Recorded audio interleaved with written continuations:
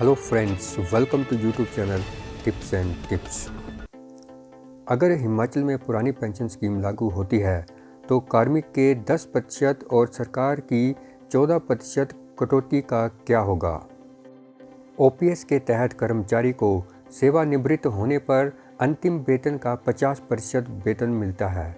NPS में निश्चित pension की कोई गारंटी नहीं है।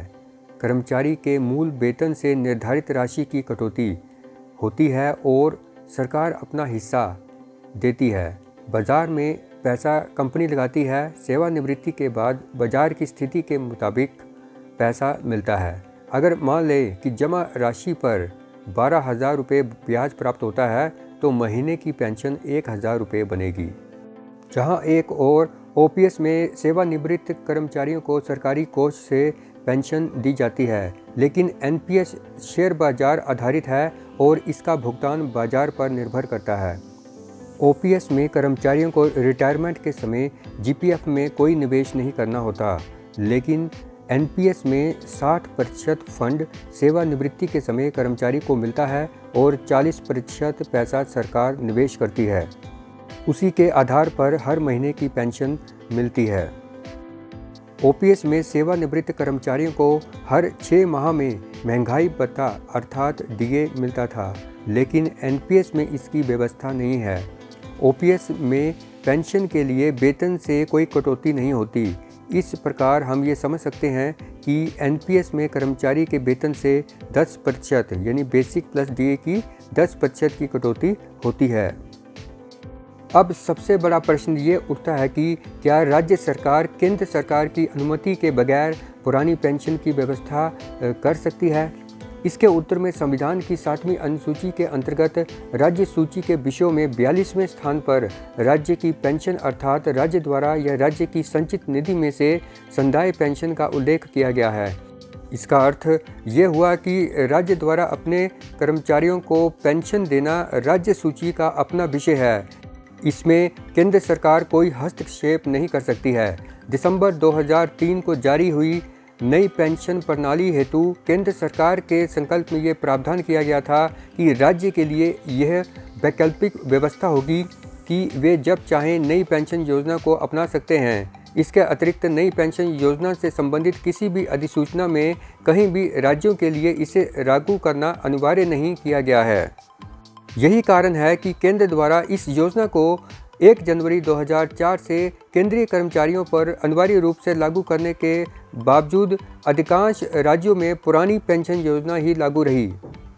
अब अगर सरकार कर्मचारियों की मांग को मद्देनज़र रखते हुए पुरानी पेंशन योजना लागू करती है तो एनपीएस में जमा पैसा जो कि कर्मचारियों की बेसिक का 10% है, वह पैसा जीपीएफ में जमा हो जाएगा। इसका मतलब ये हुआ कि जब से कर्मचारियों का सीपीएफ कटना शुरू होगा तब से लेकर अब तक जितना भी पैसा जमा हुआ होगा वो सारा का सारा जीपीएफ अकाउंट में ट्रांसफ़र कर दिया जाएगा।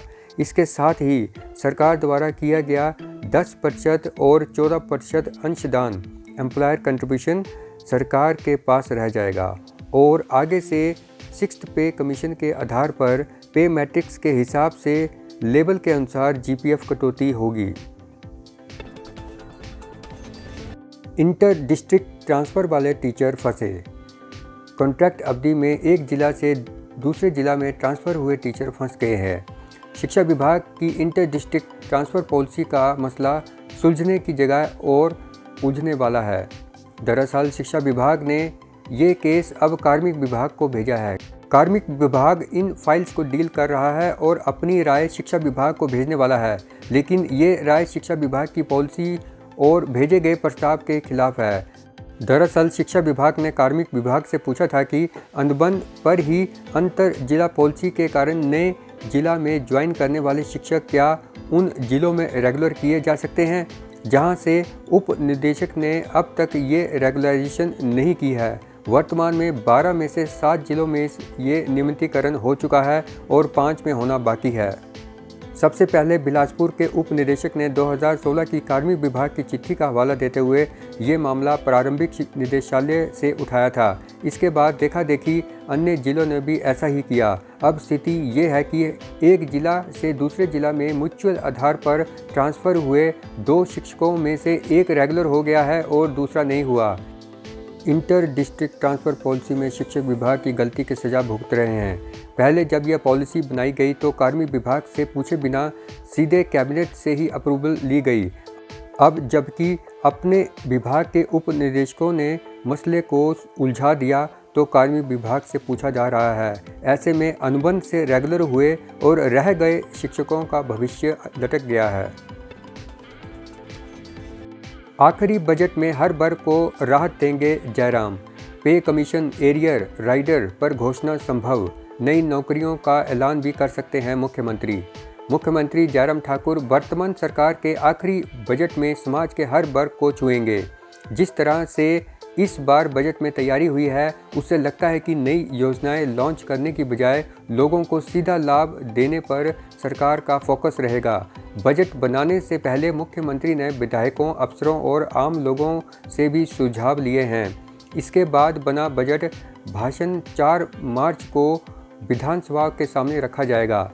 इससे पहले मुख्यमंत्री जयराम ठाकुर के बजट नई योजनाओं पर केंद्रित रहे हैं। पिछले साल के बजट में भी मुख्यमंत्री के नाम पर कई स्कीमें आई थी, लेकिन इस बार इन्हें लागू करने के लिए चूंकि अब समय कम है, इसलिए ज़्यादा फोकस हर वर्ग को सीधी राहत देने पर रहेगा। चूंकि बजट से ठीक पहले राज्य सरकार ने छठे वेतन आयोग की सिफारिशों को लागू किया है और बहुत सी विसंगतियां अभी बाकी हैं, तो इससे संबंधित घोषणाएं बजट में होना तय है। मुख्यमंत्री वेतन आयोग के एरियर को लेकर भी कोई ऐलान कर सकते हैं। इसके साथ ही नई नौकरियों पर भी सीएम कुछ ऐलान करेंगे। पिछले बजट में 30,000 पद सरकारी क्षेत्र में भरने की घोषणा की गई थी। इसमें से शिक्षा विभाग में 8,000 और पीडब्ल्यूडी में 5,000 मल्टीटास्क वर्कर अब तक सरकार नहीं भर पाई है। जीएसटी उगाही में 970 करोड़ का इजाफा, पिछले साल से 34% अधिक। हिमाचल में जीएसटी उगाही में विभाग ने रिकॉर्ड कायम किया है। कोविड के बाद बदले हालात में विभाग की तीव्रता राजस्व जुटाने में नजर आ रही है। मौजूदा वित्तीय वर्ष में अब तक पिछले साल के मुकाबले उगाही में 34% अधिक यानी 970.65 करोड़ रुपए का मुनाफा नजर आ रहा है।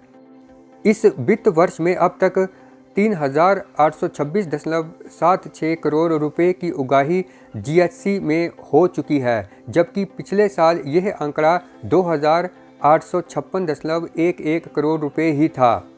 इस बार फरवरी माह में भी जीएसटी उगाही में जबरदस्त उछाल देखने को मिला है। एक महीने में ही जीएसटी उगाही में 17% की बढ़ोतरी दर्ज की गई है। फरवरी माह की बात करें तो पिछले साल के मुकाबले विभाग 46.17 करोड़ रुपए अधिक जुटा चुका है।